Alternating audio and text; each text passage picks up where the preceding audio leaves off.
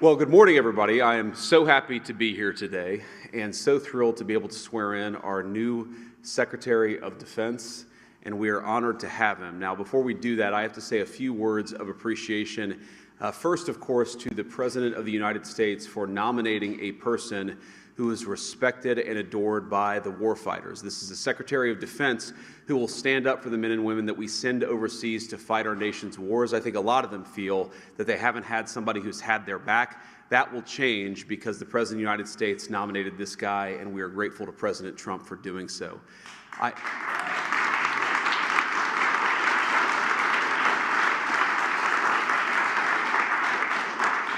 I also want to say thank you to my Senate colleagues. It turns out we couldn't spare one, and all of you did an incredible job. In particular, my dear friend Roger Wicker, thank you for shepherding Pete through the committee. Roger did a great job.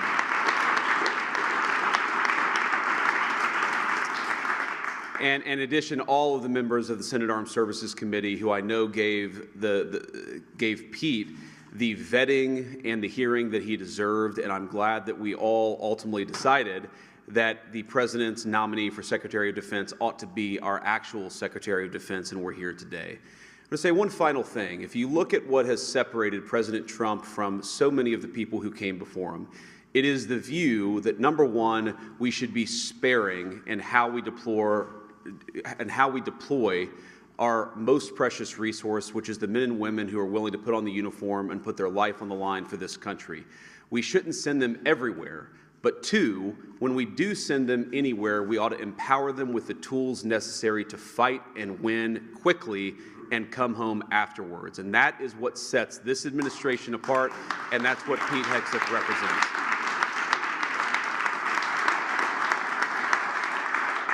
Now, finally, I, of course, have to thank the nominee himself. Pete, thank you for being willing to put yourself out there. I think you've shown yourself a man of deep character and of resolve over the last few months.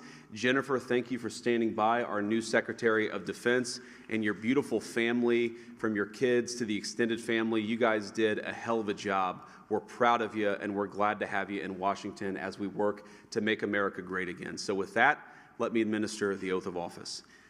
Kids, come on up.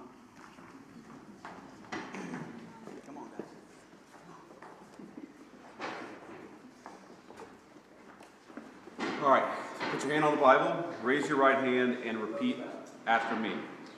I, Pete Hegseth. I, Pete Hegseth. Do solemnly swear. Do solemnly swear.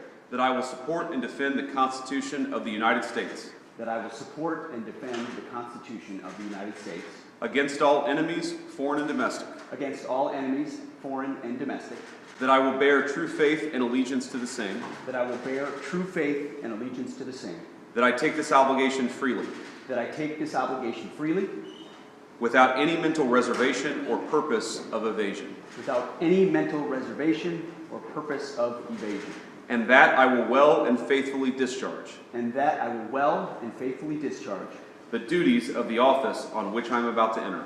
The duties of the office of which I am about to enter. So help you God. So help me God. Congratulations, Mr. Secretary.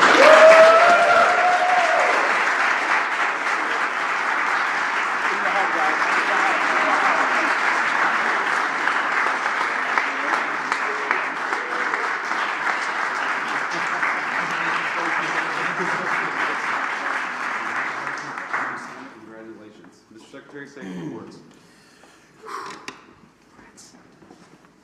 All praise and glory to God. His will be done, and we're grateful to be here. And as I said in my hearing, it was Jesus and Jenny. I would not be here without you, sweetheart. Thank you so much. I want to thank the President of the United States, our Commander-in-Chief, Donald Trump. We could not have a better Commander-in-Chief than him. It is the honor of a lifetime, sir, to serve under you. We look forward to having the backs of our troops and having your back in executing peace through strength, in putting America first, and in rebuilding our military. Mr. Vice President, thank you for breaking the tie. It's not the last time, or not the first time the headline reads, Junior Enlisted Marine bails out Junior Army Officer. And, you know, some people were saying, well, 50-50, that's too tight. And Senator Mark Wayne Mullen was nice enough to take my kids up to the gallery to watch the actual moment that the vice president sealed the deal. And they came running in. They said, Dad, instead of being sad about 50-50, 51-50, they said, Dad, you won in overtime. That's the perspective I like. So thank you throughout this process, Mr. Vice President, for being incredible. I also want to thank the chairman of the Senate Armed Services Committee. So many members of the Senate Armed Services Committee, we became fast friends in this process. The advice, the consent, the wisdom, the guidance. I look forward to working with all of you and other senators to ensure the Defense Department has what it needs, that our nation has what it needs, and that we're prepared to defend it in all moments. To my staff, amazing staff who were with us this entire process, I see so many of you through thick and thin. We used to look at the betting odds every once in a while on this. It was low at one point. Never do that. But we defied them. And there were so many folks on the inside and then allies on the outside who stood by us every single moment. And we are eternally grateful for that. And I want to thank the warfighters. I want to thank the men and women wearing the uniform. And I've said this before when I speak, and I mean it. Every time I stand at a podium and there's bright lights and cameras, the first thing that goes through my head are the guys that I served with on the battlefield. The men and the women who I lock shields with and put my life on the line with, who never get the spotlight, who never have the cameras, who people don't know what they did in dark and dangerous places. But I know. And at the Pentagon, we're going to remember and we're going to know. And we're going to think about those warriors with every single decision that we make. We will put America first. We will bring peace through strength. And the three principles I talked about are what we will bring to that Pentagon.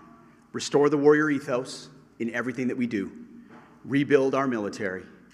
And reestablish deterrence. We don't want to fight wars. We want to deter them, as you said. And we want to end them responsibly. But if we need to fight them, we're going to bring overwhelming and decisive force to close with and destroy the enemy and bring our boys home.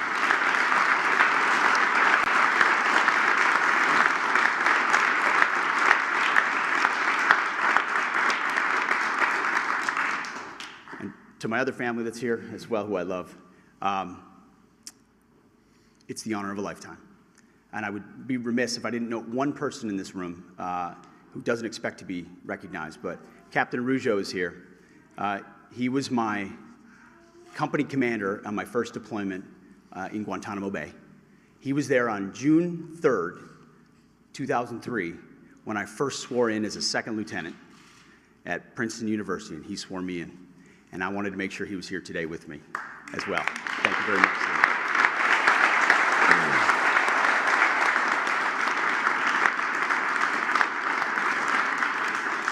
So, Mr. President, thank you very much to the American people. We have your back. We're going to get to work right away. God bless. Thank you.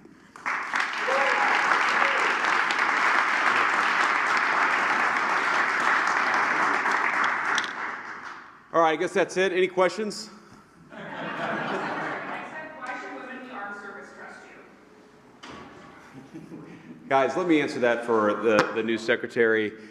All people in our armed services should trust him because he looks out for them and he's going to fight for them. And he's going to make sure that we have the kind of military that we can all be proud in, that we can all be proud of, and that, again, when we send it to do a job, we do it well, we do it quickly, and then we get the hell out. And that's what Secretary Hegseth is going to bring to the Department of Defense. Anything else?